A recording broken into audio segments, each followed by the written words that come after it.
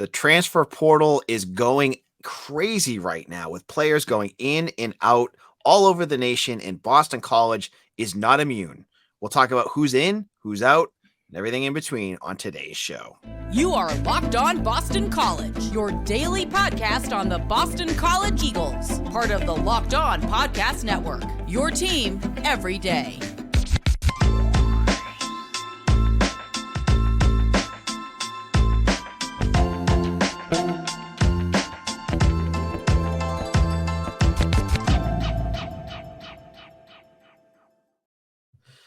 This is Locked On BC. I'm your host, AJ Black. Today's episode is brought to you by FanDuel.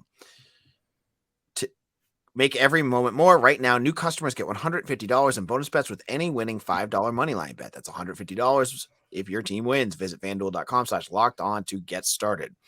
We are now in like this weird moment where it's kind of like the off season, but we still have a bowl game going on.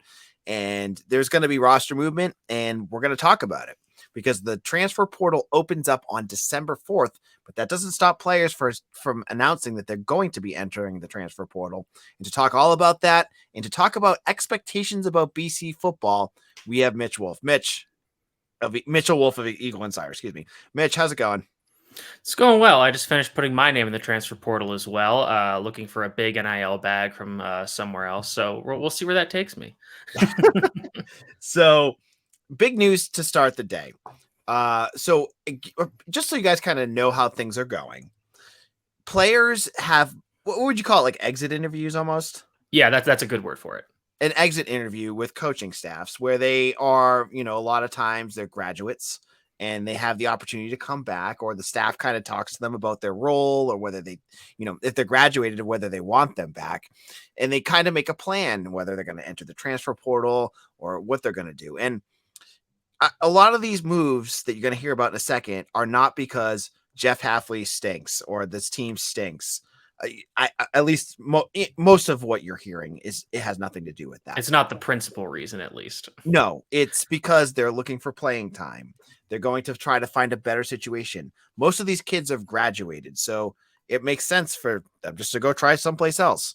So the big names that are coming out today, the biggest name is the picture on our screen, Sheeta Salah, who's been on BC since roughly 2009, and no, not really 2019, but he feels like he's been here forever.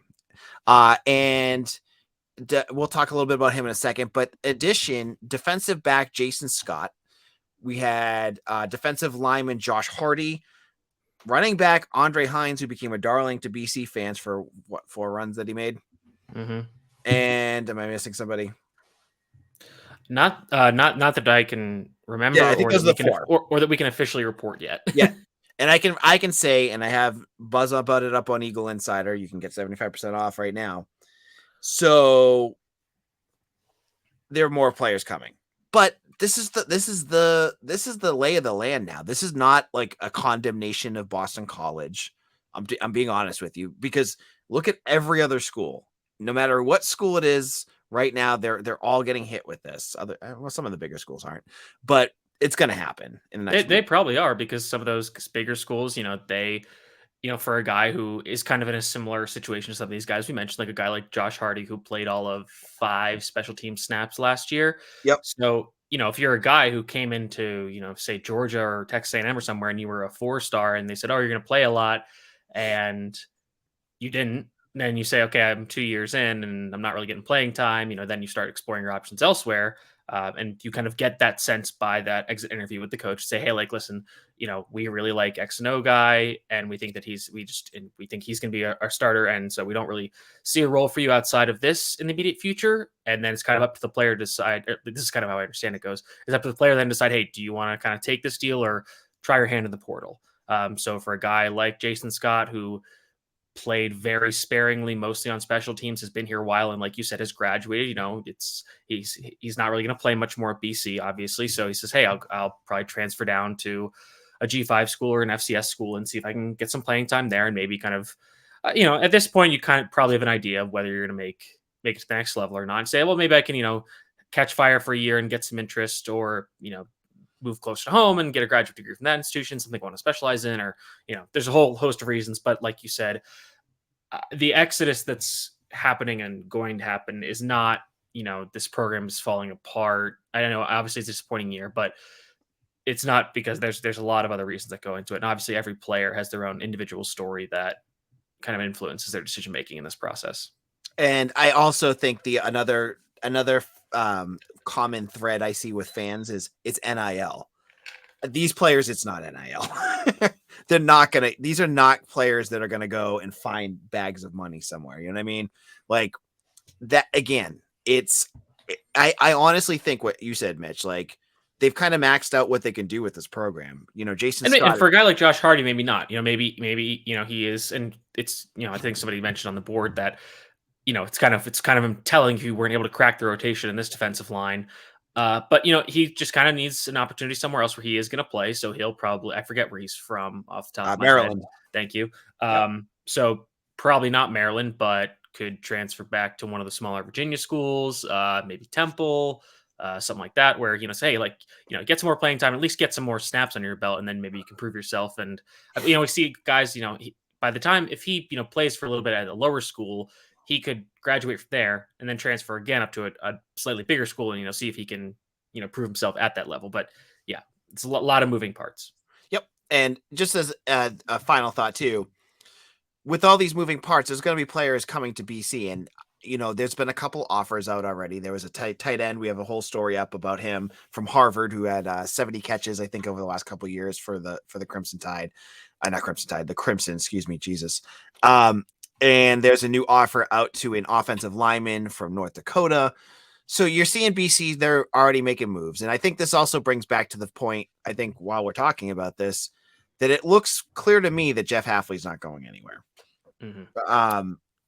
I saw that Matt Zenitz of 247, who I was actually chatting with him, and he said the staff expects him to be back, that that they're going around like business as usual. And obviously they are, because they're making offers, they're doing things in the transfer portal, they're having their exit interviews. So it doesn't look like to me that Jeff Hafley's going anywhere. And I know folks have their thoughts about that, but for right now, unless things change, and honestly, we don't know what Blake James is thinking. If there's a coach out there that he wants, that could change in a second.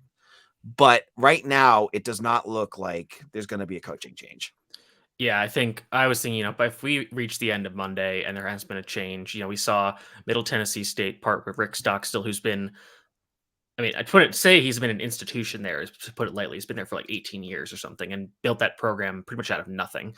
So, if there's no real moves come down, we're hearing some rumors about who the next Syracuse head coach is going to be. So I think BC's kind of staying put at this point. And again, we've expressed our thoughts on that matter, I think we still thought it was unlikely that change would be made. So, we are moving forward business as usual. And like you said, BC's kicking the tires on some guys. That's going to take some time. Obviously, like you said, the portal isn't actually open until next week. And even then, I don't think you're going to see anybody. Probably there'll be a few people who land at a place immediately. I would say there's going to be some bit of a feeling out period I would say, from both sides, from the player side and from the school side. And selfishly, the one player that I want that's already in the transfer portal is, I think he's an defensive lineman. Thor Nystrom? Thor Griffin. No, Thor Nystrom is a college football writer. I forget what time. I've actually met him and hung out the Senior Bowl with him. But Thor, I think it's Griffin or Griffith, and he is another player out of Harvard. But I think you said he's going to get some big time interest from. But I just want to talk about someone named Thor for an entire. Yeah, that would be very cool. I would like that as well. All right, in a moment, we're going to switch things up. Mitch has some thoughts about what some expectations fans should have for Boston College moving forward, and kind of resetting what our thoughts are about what BC should be. You're going to want to hear his thoughts about all of that in just a moment. Now, FanDuel is the place to go when the weather gets colder, the NFL gets hot on FanDuel. If you have not done so already, you can sign up and get $150 in bonus bets with any winning $5 moneyline bet.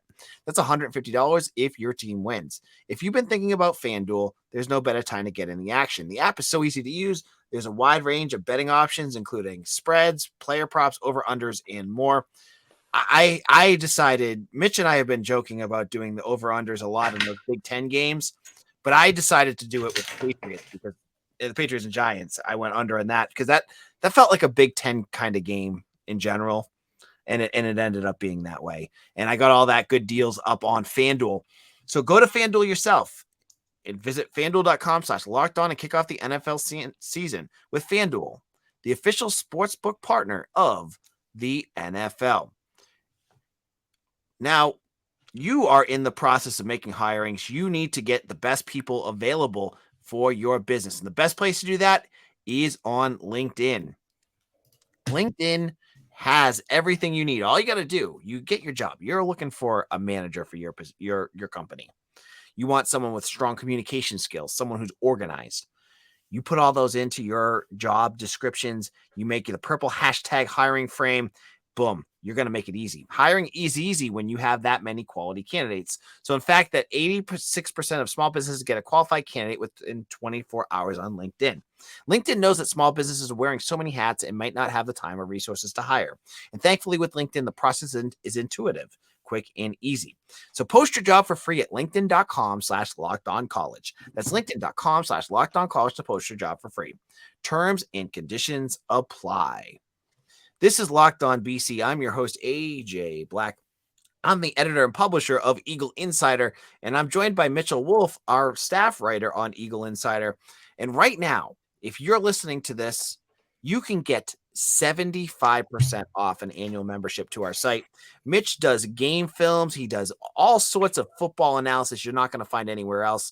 I'm breaking down the transfer portal. I was on the phone with the staff just right before we recorded. So I have insider information that's up right now that answers some questions that fans had. You're going to get it all there. I have recruiting news up that, again, you're not going to find anywhere else because I ask. I'm an insider. We also have BC Hockey Blogger. If you're ready to get in for the national run towards the national championship, Hockey East Championship, and Beanpot Championship, BC Eagles are looking that way as they're number one in the nation. Get to Eagle Insider. $25 for the entire year. 12 months, VIP access to everything, including our community. Sign up today. It's the best way to support our work. Get over there right now. All right, Mitch, I'm going to give you the floor here because you had some thoughts that you wanted to talk about the future of BC football. Go ahead. That's me setting up my soapbox. So based on what I've been reading on our boards a lot recently, and I try not to chime in as much as just the regular discourse as opposed to kind of answering specific questions. But the consistent theme that I'm picking out is that I feel like the expectations for this program have become bloated to a point that is not sustainable. And it's kind of crazy to think that because, again, this program hasn't breached 7 wins since 2016, I think. 2018, I think. Yeah, it should have if they had played that bowl game and won for sure. But and everybody, the thing I keep seeing is, they need to get back to the Tom O'Brien, the Tom Coughlin days, yada yada yada. And frankly, I just don't think that is reasonable anymore. And I think there's a lot of reasons behind that. I think that a principal reason is obviously NIL and how NIL kind of exacerbates the poor position BC is in relative to other programs in the Power 5 that it is ostensibly trying to compete with. And I'm not even talking about, I guess I am kind of talking about some of those bigger, like even programs like NC State or, and not really North Carolina, kind of like those, even like the mid to upper level ACC programs. Obviously you want to be competing and be better than programs like Wake Forest and Syracuse. And I think you can honestly lump a lot of the issues that Wake Forest and Syracuse are struggling with now. And, Wake Forest was doing really well for a while because they had Sam Hartman. They kind of hit on a few recruiting classes and they were able to punch above their weight. Then they kind of lost everything. And now they're kind of back at the bottom.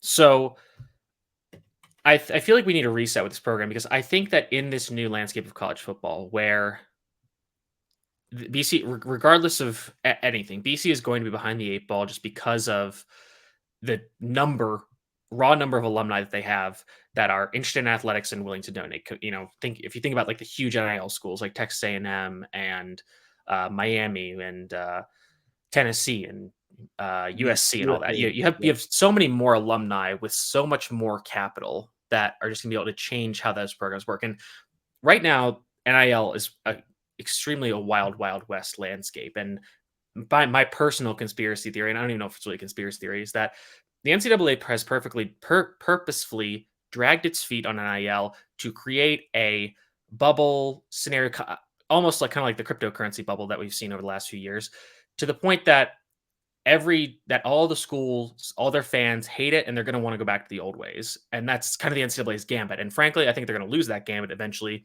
to a point where the NCAA's bubble of their existence will be popped, and we will see a super league essentially where the biggest programs will split off, make football separate from the rest of other collegiate sports. And you have anyone I think of those teams, think of like 20, and there's like Alabama, Georgia, USC, Oregon, Michigan, Ohio State, Notre Dame. All those schools will essentially split off and form their own thing. And that's it's hard to project exactly when that'll happen, but I honestly could probably see that happening by like 2035, probably before the ACC's media deal is up. And obviously the ACC is its own thing where you're worried about Clemson, Florida State, maybe UNC leaving, and then the conference falling apart, and them trying to kind of salvage what was left of what they could get from the Pac-12 and poaching a few teams to the American here and there. I'm just not sure how sustainable that is unless they can get a completely new TV deal done that makes them in the same weight class as the SEC and Big Ten, which is they're still not really going to be in that weight class. So there's all these external variables that I think are just going to make it extremely hard for BC to compete at this level. I'm not saying BC needs to drop down to the American or anything like that, because the money that they're getting from the ACC in this structure is currently still significantly better than they would get anywhere else. And at the end of the day, we all know that's what matters in college football right now. And, back in the day when we talk about Tom O'Brien and Tom Coughlin in those days, I know, there's probably money being exchanged behind the scenes, maybe not as much at BC, but at other places. But even back then, like, money did not rule college football as it does today. And money does not rule college football to the point it did even when Steve Adazio, I would say, took over at BC. The college football landscape has massively shifted in the last 10 years. And it's going to keep changing. We're seeing this NIL, these NIL Congress hearings where there's currently this class action lawsuit where if the NCAA loses, they're going to owe $4 billion in damages, and that will essentially cripple the NCAA. Mm-hmm. So, and obviously you have the college football playoff expanding. That could complicate its own thing. So I've kind of explained all these external variables, and I think that we can take a break now so I can take a drink of water, and you could offer your opinions, and I can take a drink of water. Yep. And then we'll get into kind of how this all can affect BC and where I think we need to recalibrate their expectations for the next 5 to 10 years. Yeah, I think you hit the nail on the head, right? Like, there's clearly, when you look at the teams that have and the teams that have not, there's a gigantic chasm between those schools. When you look at what a school like Georgia has compared to what Boston College has, it's not even fair. Like, they're playing two different sports. Basically. Yeah, and I think we've kind of talked about this. Is BC's model of NIL right now is essentially trying to keep the guys in house that they can. Guys like Christian Mahogany, Zay Flowers, Donovan Ezeraku. Georgia and those other programs are like going out and hunting. Yeah, they got Dominic Lovett, who's one of the best wide receivers in the SEC because Missouri couldn't afford him. Yeah, exactly. And again, even compared to Missouri, I would say BC's behind them. And if Georgia can go out and poach from Missouri, what could they do to guys like at BC? So, yeah, and I think there's some push for a universal basic income kind of model where every player gets a little bit, but then that obviously kind of takes away from the star players who quote unquote deserve it more. I think eventually this model is not sustainable, but for the purposes of this discussion, we need to kind of create a mental bubble of like, okay, this is where we are right now, and this is kind of the world we need to live in. And obviously you need to be adaptable to change. And I think that the stability of keeping Hafley is, I think, because of how rapidly things are changing in the next few years, I think the positive of keeping Hafley for stability purposes might have a factor that we haven't really considered as much that might be weighing on Blake James's mind. Oh, you're gonna get some hate mail tomorrow, Mitch. Oh, hey, that's how my day started. As you know, I won't discuss that fully, but that's how my day began today. Yep. Yep, it's part of the life that we live. Mm-hmm. And so, in a moment, Mitch and I are going to talk about what the expectations should be for Boston College. But first of all, let me tell you about PrizePicks. PrizePicks is the most fun I've had, winning up to 25 times my money this football season, and now I can play during basketball season too. Just select 2 or more players, pick more or less on their projected stats, and place your entry. With basketball season here, you can now pick combo projections across football and basketball from the Specials League, a league created specifically for combo projections that includes 2 or more players from different sports or leagues. For instance, LeBron James and Travis Kelce at a 10.5 combo of 3 points made and receptions. Want to play alongside some of the PrizePicks favorite players like Meek Mill and Andrew Schultz? You can find community plays under the promos tabs of the app to view entries from some of the biggest names in the PrizePick communities each week. Now, all you need to do, they have quick withdrawals, easy to play. Everything is all there. Go over to prizepicks.com/lockedoncollege and use code lockedoncollege for a first deposit match up to $100. Again, go to prizepicks.com/lockedoncollege and use code lockedoncollege for a first deposit match up to $100. That's PrizePicks, daily fantasy sports made easy. This is Locked On BC. I'm your host, AJ Black, and we're talking with Mitch here about expectations for BC sports, BC football specifically. All right. What do you think? BC went 6-6 this year. Most folks are thinking that is a disappointment. I think of it as a disappointment given the schedule. I've already kind of went on my rant about that. What are you thinking about what expectations we should have about this program? So I will say I completely agree that this year is a disappointment based on the schedule. We went into it thinking there were a lot of winnable games on it. They ended up being winnable games. I think specifically of the Northern Illinois and Pitt games because, Northern Illinois ended up being bowl eligible and Pitt is still bad. And BC really, I would say, let those games slip away. I think there was clearly a talent deficiency against Louisville, Miami. I think the Virginia Tech game, to a certain extent, I think that game kind of got away from them too quickly. And the more I hear about the Florida State game is that Florida State had the flu that week, and that's why they kind of came out flat. And that game was closer than it had any right to be. And obviously, that's kind of part of the red bandana magic. But I digress. Anyways, this season was a disappointment based on the schedule. But this comes back to my point about where I think unless there is a significant sea change regarding NIL legislation, putting perhaps like a salary cap of it or something like that, which I can't imagine how that would work, but whatever. I think we need to start accepting the fact that I guess the expectation for BC should be bowl eligibility and 6 to 7 wins, get to a bowl game.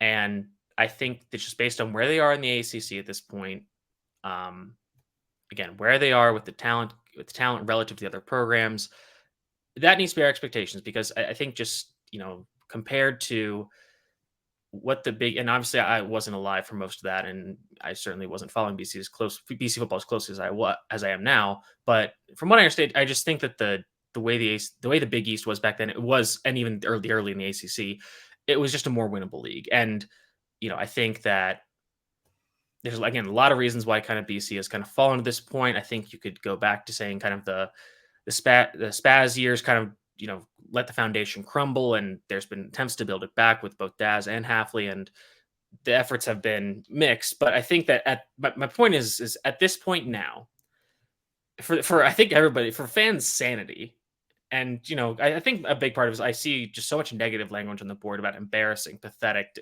depressed, and I'm just like, okay, let's take a step back, let's recalibrate, let's say this is a program that should be able to get to 6 wins every year. I would say every year. I would say most years. You see some fluctuations in the schedule. Next year is going to be tough because of the tough schedule and, maybe some talent drain. But point is, on the average, BC should be shooting for a bowl game every year, and getting extra wins above that is obviously great. But we're not expecting it. Maybe this year is a bit different, where you should expect it because you have a relatively easy schedule. But I think we just need to start saying like getting to a bowl game is good for BC, and because BC is at a point, and I think I've heard Bud Elliott talk about this in the Cover 3 podcast. There are certain programs that, like Syracuse, like Wake Forest, and even there's kind of different levels of different conferences, like a Mississippi State in the SEC. Like I was going to try to say a Pac-12 team that doesn't exist anymore. a Iowa State. I guess Iowa State's kind of good too now. But the new programs in the Big 12, the Houstons, the UCFs, that kind of thing, where you're taking the ACC check with the money, and obviously the money isn't as good as it could be in the other conferences, but you're taking that check and that's going to pay for some of these losses. The line from Mad Men is that's what the money is for, and that's kind of where BC is. And I get that is disappointing to older alumni and people who lived through those very good years in the 90s and the early 2000s. But unless we really want to, and I think this is kind of the thing that I debate back and forth, is being perpetually angry about your school kind of is what makes college football. But I don't know if I can live that way where I'm perpetually, and maybe some people can, but I don't know if I can live that way where I'm perpetually angry about BC not getting to 8 or 9 wins every year. And maybe in the future, if they can get a coach that can raise his expectations, that's great. But for now, I think we need to just recalibrate. Let's move those expectations down a little bit so we cannot be so stressed and angry at the program all the time. I also think, and I mentioned this to Mitch, I think if BC wants to get to that 8 wins, this is going to also anger older alumni. You need to recalibrate what you're scheduling your out of conference games as well. Like scheduling Ohio State, which they have on their schedule, which I don't know if that'll ever happen, Alabama, which is coming up, and you've got some other games, Michigan State, things like that. If you really want your program to get to 8 wins, you're playing a tough conference schedule. Make it easier on yourself. And again, if you are going to schedule those schools, then when you get your, what handed to you, again, that's what the money is for. And I'm not sure if there are quote buy games between Power 5 teams, but I think if there are, then that's kind of where you take the check when you're getting pantsed by an Alabama or an Ohio State. But yeah, I totally agree with that too. Let's schedule, let's make UConn and UMass and rotate some CAA team as your FCS team. Like, let's get those 3 wins on the schedule every year. And then maybe once every few years you throw Notre Dame on there, like, well, that's probably a loss, but maybe it's in Chestnut Hill and we can, pull an upset. But yeah, you're going to need to change your scheduling model then to say, okay, if we want to pick up these easy wins where we can, then we need to change, like you said, change our scheduling philosophy. Because if you're going to go in with a schedule that's going to include Alabama, Clemson, I don't even know what year that is, but like that year already, you're looking at like, okay, I have 3 automatic losses, not even a chance looking into that season. So you can't have it both ways. You got to be able to figure out a way to in the future, like if you want to raise the bar by doing reasonable things. And SEC schools do that too. Like, don't say that the BC is, we're a weak school. Like, look at some of the out of conference games a team like Georgia plays some years, or some of these SEC schools. They play garbage every year because they play a tough conference schedule. And if the ACC is not as tough as the SEC, but for a team like Boston College it is, then you calibrate just like these other schools are. Don't be stupid. Yeah, I mean, based on the bowl rejections we're seeing, it seems like as long as BC gets bowl eligibility, they're going to be shunted off into the Fenway Bowl. So, maybe trying to get to that 8 wins is important, just so you don't have to stay home for the holidays every year for the bowl game. But, I think you kind of said something to this effect. I'm sure there are going to be BC fans that are saying, oh, this is defeatist, you're giving up. And it's like, yeah, I just don't have the energy. And obviously I'm younger than a lot of people who are probably going to get mad about this, but it's like, I just don't have the energy to, be mad at this team every year because they didn't achieve a relatively unattainable goal. So I think that, you can recalibrate these expectations and say, hey, getting to a bowl game is good. Getting to better bowl games is obviously better, but for where we are now, and I think that how we got there deserves, criticism and investigation and all that. But for where we are now, moving forward, I think we really do need to reset expectations, say that 6-6 is, and obviously it's like, oh, then what do we fire Daz for? And that's a fair argument, but I think sometimes, and I think this is more the case with the NFL, but sometimes, the coaching message gets stale and you're like, okay, I kind of think of what the Bills are going through with Sean McDermott right now. Like, Sean McDermott is a very good NFL coach, but there's just like some disconnect where there might need to be, kind of a parting the ways, just a, hey, we need to refresh things. Mhm. So, and I think it's kind of maybe what might be happening with BC in the near future. So, that's kind of my soapbox rant, just so, because I just kind of get, and I guess when I see people comment, oh, this is embarrassing, this is pathetic, this is blah, blah, all that stuff, I'm like, this is not, you know, it's at least based on like what I see from other college football and what I see like on the field. I'm like, this is not embarrassing or pathetic. It's not good. It's not good. It's not great. But it's when I see those words, I just see it's like, okay, it's really not that bad. So maybe we need to just take the tenor of the language down a notch. And that is Mitch Wolfe at his finest. So, Mitch, where can people find your work? You can find me at Mitchell T. Wolf, WOLFE on Twitter. And then obviously check us out on Eagle Insider, having my game rewatch for the Miami game. And this week is going to be fun because I have a lot of season in review things planned. We're going to do our 3 stars of the season. There will technically be 4 because one will be an honorable mention, but I'll save for who that is. You can probably figure it out. Then we'll have like a season review statistics wise, and then kind of do some schematic things that I thought were interesting from the season. Kind of how BC's defense kind of ebbed and flowed with their schematic versatility during the season, and how the results differ greatly. So, a lot of interesting stuff that'll be coming down the pipe. And obviously, as AJ talked about, we'll have all the recruiting stuff, all the portal stuff that's going to be huge. And then, next week we find out where BC's bowl game is going to be. And we kind of know where it is, but, figure out who the opponent is, which we have an idea of. But, that'll be interesting to break that down over the next few weeks. All right, and this is AJ Black. You can follow me on Twitter at AJ Black247. I am breaking the transfer portal news as it happens on Eagle Insider. Make sure you bookmark our site, and I will have any big news up on our YouTube page. So if you're not following Locked On BC on YouTube, you need to do that now. I'm going to be doing some shorts on some of the bigger players if they enter. She just is the biggest one so far, and I don't even think that's worth it. But if there's another big player, I'll have a quick update on that up on the site. So make sure I'm up on the YouTube page. So make sure you follow that, and make sure you're back tomorrow as we continue to talk more about where BC.